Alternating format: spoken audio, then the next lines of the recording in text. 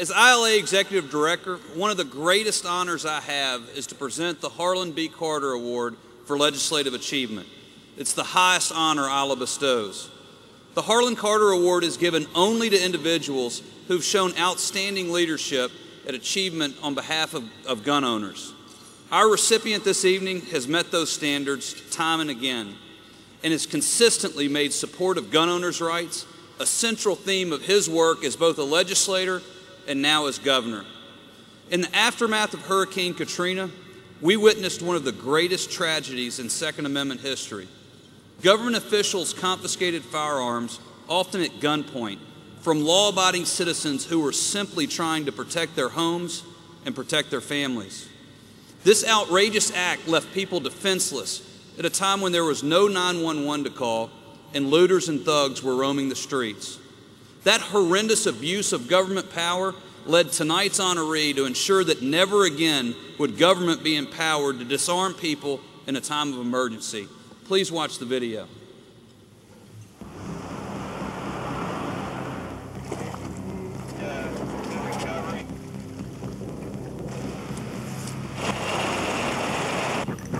Police, open the door. They had AR-15s or M16s. They were pointing at us. They told us, put your hands up in the air. Let us see your hands. They're drawing down on me, and they let the looters run rampant for over a week? Are you kidding me? I really thought they were going to kill me. I really did. They didn't care what your rights were. They were going to deny them. You're letting the thugs get away with everything, and you're coming to honest, good citizens and taking away their protection, and it is wrong. There was mayhem. New Orleans police did not have control of the city anymore. I was a victim. My family was a victim. And it's not going to happen again. Vinnie Purvell and his neighbors at Algiers Point had survived Hurricane Katrina, but they weren't sure they would survive the ruthless attacks by armed looters. There was one point we became fearful for our lives. It was the day after the storm, and Vinnie was out checking on some neighbors' homes when two thugs clubbed him with a sledgehammer and carjacked his van. And then one of them stood over me with the maul and said, "Don't move, we want your truck." So the other one dug through my pocket, got the keys, got in the van and took off. There was a police car just a few feet behind them, but he wouldn't pursue it. Vinnie knew then they were in trouble. No police protection meant that the looters would keep coming back, and they did. 3 young men came through. There was gunfire, about 20 rounds fired right in front of me. My mom jumped on the floor. Gunfire that hit too close to home. So Vinnie pulled out an old shotgun that had been given to them. Back when we came home with it, we didn't like guns, so we put it in the back of a closet and just left it there and actually forgot about it. But not anymore. They used that shotgun and some firearms borrowed from neighbors who had left town to set up Fort Pelican, a watchtower on Vinnie's balcony, all to keep the thugs out. We sat here on this balcony at nighttime and slept on this balcony in the chairs, and you hear gunfire all over. And we didn't see a policeman, and we couldn't call 911 up. And until this occurrence here, I didn't realize what the necessity was for it. But now I do. Now I'm going to get me a gun. I'm going to learn how to use that gun. I'm going to protect my home. Go get one. If you're an honest citizen, get one if you're in fear. Marie Galatis, a Baptist minister, faced the same story in her neighborhood. The same threats by thugs, the same lack of police. But she never once felt afraid. I had my Bible and I had my gun, and I knew I was safe. Marie knows she was lucky. She was never forced to leave home and didn't have her firearm confiscated. It's going against my constitutional rights as a citizen. But Marie remembers how upset she got when the police department threatened to take her firearm. No one will be able to be armed. We will take all weapons. So what you come and get my gun for? I'm a good citizen. Why don't you go get some of these people that's murdering people and robbing the stores and breaking in homes and everything? What are you worrying about me for? I'm a widow. I'm 65. I'm here by myself.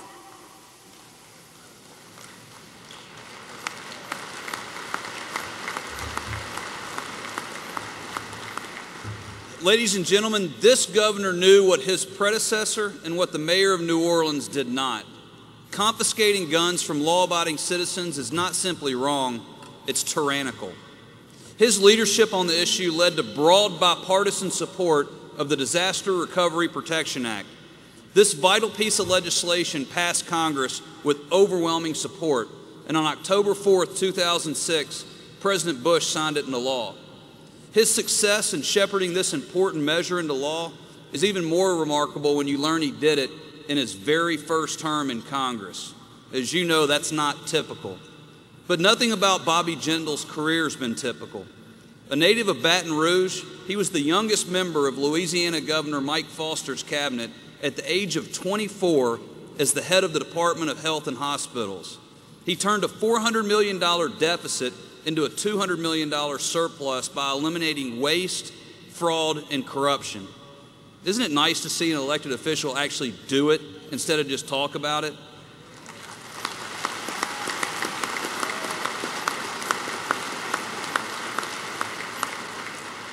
He headed a state university system. He's run a national task force on Medicare reform. He became the first non-incumbent in Louisiana history to win election to that office of governor without a runoff. He's now the youngest governor in the nation and one of the most popular. I proudly stood beside this Second Amendment champion at numerous events last year as he campaigned to become the governor of Louisiana. I've watched in his first 4 months as governor as he's moved with historic speed to keep his promises. That's why he's one of the Republican Party's rising national stars, and a lot of us think he'd make a great vice president.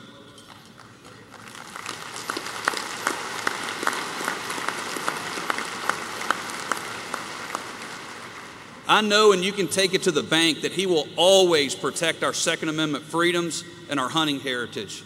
Ladies and gentlemen, please join me in welcoming this year's winner of the Harlan B. Carter Award, Governor of the great state of Louisiana, Bobby Jindal.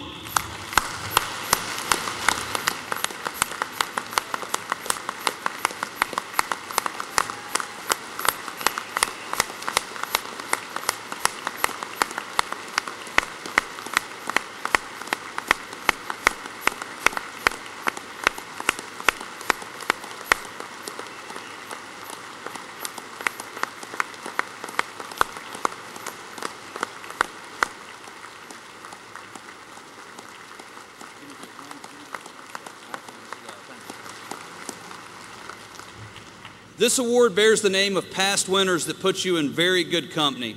Please accept this award with the deepest gratitude of everyone in our association. Governor, please. Thank you, buddy. Thank you very, very much. Thank you. Thank you for that very warm welcome. Chris, thank you for those kind words. I want to thank Chris. I want to thank Wayne. I want to thank everybody up here for their incredible friendship, for their leadership. I want to thank the NRA for everything they do for defending our freedom. Aren't we lucky to have them defending our rights? Let's give them a round of applause.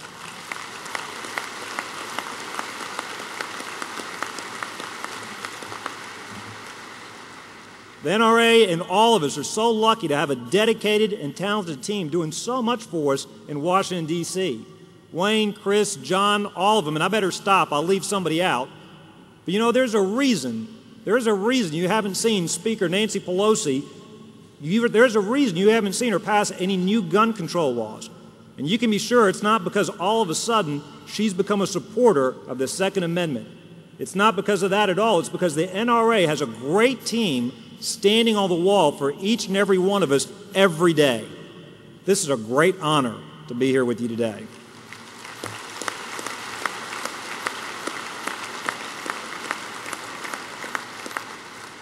As a matter of fact, as the governor of the state, known as the sportsman's paradise, it really doesn't get much better than this.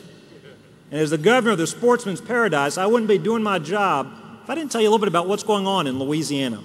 We're making a lot of changes in Louisiana. We're making a lot of changes very quickly.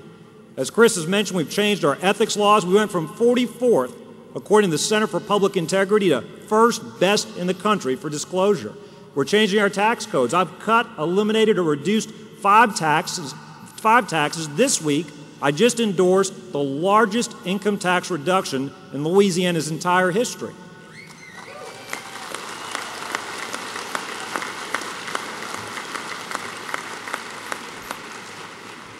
We're changing business regulations.